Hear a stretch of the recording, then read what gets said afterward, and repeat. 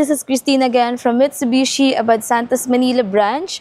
And for today's video, I'll be sharing with you kung ano-ano yung promo natin for the month of August 2025 for our expander variant. So start tayo, expander GLX manual, automatic, GLS automatic, and expander cross. So currently, nandito tayo sa stockyard namin para i-check yung unit na i-release ko for today.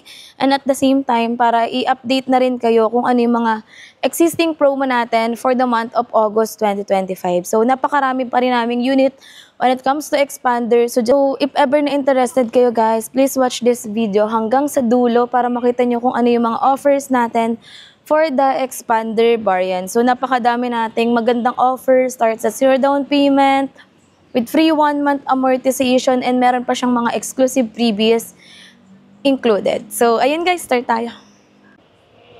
So, simulan natin guys dito sa ating 2025 Expander Cross na Sunrise Orange.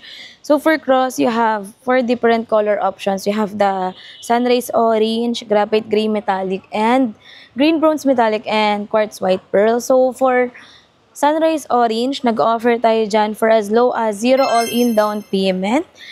Exclusively for BDO, and 6,000 down payment naman for BPI, 43,000 down payment for other bank approval.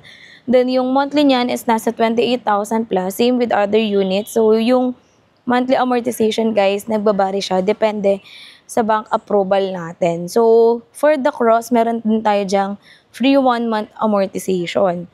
So, dito naman tayo sa another color. We have here the Quartz White Pearl. So, sobrang benta ng Quartz White Pearl. Ayan. Iba yung down payment natin, guys, for the color white. So, for Quartz White Pearl, lowest down payment natin will be 57,000 for BDO approval. Then, 59,000 for BPI. 95,000 naman for other bank approval. So, same with the Sunrise Orange, available din yung free 1-month amortization. So, wala lang available na unit na gray and green as of now dito sa stockyard namin. For green and gray naman, lowest down payment natin would be 18,000 BDO, 24,000 for BPI, then 61,000 naman for other bank approval. So, yes guys, iba-iba po yung down payment natin per bank. So, again, ulitin ko lang po, yung down payment natin is nagbabari, depende sa ating bank approval, same with the monthly amortization. So, kaya hindi ako naglalagay ng monthly amortization, guys, dahil nagbabago-bago nga siya. So, ayun. Then, next naman is for expander naman. So, we have expander GLS automatic here, red metallic, and graphite gray. So, for expander GLS, nag-offer tayo dyan 0 down payment for BDO regardless of color. So, even white po, 0 down payment tayo dyan. 7,000 naman for BPI. Then, 42,000 naman for other bank approval. So, monthly niyan is around 25,000. So, yung exclusive freebies pala, ilalagay ko na lang dito sa screen. I forgot to mention kung ano yung freebies natin sa Expander Cross. So, lalagay ko na lang dito sa screen, guys, kung ano yung exclusive freebies natin for Cross and GLS. So, aside from the exclusive freebies, guys, kasama na dyan yung 3 years LTO registration, 1-year comprehensive insurance, 3 years TPL, PIN, floor matting, EWD, basic tools, and jack. So, guys, for the GLX manual transmission naman, 18,000 down payment for BDO, 21,000 for BPI, then 55,000 naman for other bank approval. So, that's for GLX manual transmission. Then, wala lang kasing unit din na available dito sa stockyard. For expander GLX automatic naman, it retails for 1,128,000. Lowest down payment natin would be 16,000 for BDO, 21,000 naman for BPI, then 55,000 naman for other bank approval. So guys, yung mga down payment na binanggit ko is offer natin for in-house financing. When we say in-house financing guys, kami po yung magpa-process ng credit application nyo with our partner banks. So iba siya sa transaction na kayo yung magpa-process sa branch of account nyo. So, sa in-house financing, dito nagpo-fall yung mga low down payment offers, like ng mga nabanggit natin.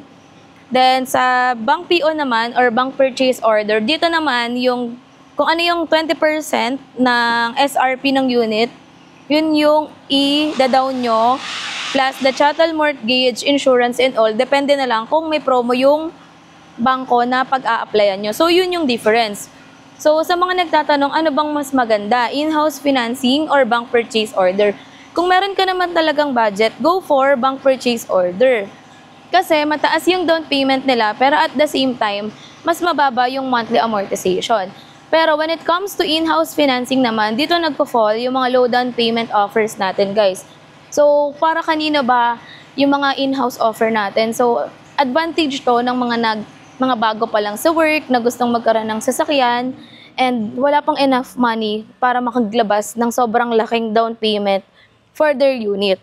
Also, isa pang advantage to para sa mga business owner natin na clients na ayaw din maglabas ng malaking amount kasi pwede pa nilang gawing revolving capital yung amount na yon para sa business nila. So, ayun, yung bank PO and in-house financing, depende yan sa preference ng client or appetite natin. Kung ano ba yung kaya nating lunukin para sa down payment ba or kaya mong i-shoulder naman yung monthly amortization na hindi naman ganun kalaki yung nilalabas mong down payment. So, to each its own naman. Just in case naman, pwede ko naman kayong i-guide in deciding kung anong transaction yung mas best sa inyo. Pero ang advantage kasi guys ng in-house financing, kami na lahat yung magpa-process on your behalf. Wala nang hassle on your part na pupunta kayo sa bangko, magpapasa kayo sa kanila ng requirements.